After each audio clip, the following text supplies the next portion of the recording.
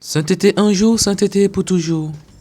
Après avoir célébré hier la fête de Saint Joseph travailleur, nous continuons aujourd'hui avec le vendredi de la deuxième semaine du temps pascal.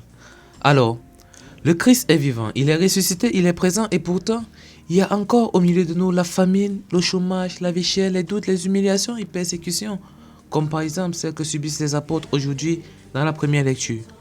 Mais au milieu de tout cela, il y a une certitude, celle de savoir que rien, absolument rien ne peut arrêter la lumière du ressuscité. Aujourd'hui, on voit deux réalités qui se croisent. D'un côté, des apôtres frappés, menacés, persécutés et interdits de parler du Christ. Mais eux ne se taisent pas. Ils continuent chaque jour à prêcher malgré les risques. Pourquoi?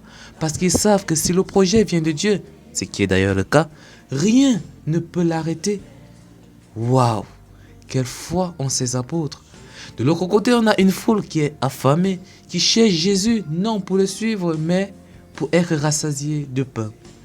Et au cœur de tout cela, on a Jésus qui donne, Jésus qui se donne toujours et jusqu'au bout. Mais attention, dans l'évangile de Jean, Jésus multiplie les pains, oui, mais ce n'est qu'un signe. Ce pain-là va passer et ne nourrir que quelques heures. Ce que Jésus veut donner, c'est la vraie nourriture, celle qui rassasie l'âme, celle qui donne la vie éternelle. Et cette nourriture, c'est Jésus lui-même.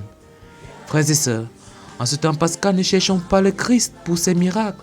Cherchons-le pour lui-même. Cherchons-le pour ce qu'il est. Le vrai miracle n'est que donc la conséquence de la recherche de Dieu lui-même.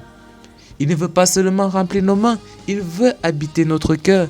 Il ne veut pas seulement répondre à nos besoins, il veut changer notre regard pour que même dans l'épreuve, on se lève avec une paix, une joie qui étonne le monde. Regardons les apôtres, ils étaient battus, humiliés, rejetés. Et pourtant, ils chantent, ils prêchent, ils rayonnent. Pourquoi? Parce qu'ils ont vu le ressuscité. Et une fois qu'on a vu le Christ vivant, plus rien ne doit nous faire peur. Mais nous, quelle est notre foi? Une foi du ventre ou alors une foi du cœur? Une foi qui suit Jésus quand il donne à l'instant où on le demande? Ou une foi qui s'accroche à lui même quand il donne en son temps? Frères et sœurs, le ressuscité n'a pas cessé d'agir.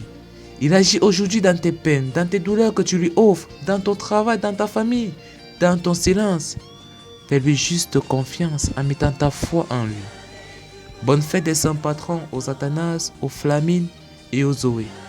Sainteté un jour, sainteté pour toujours.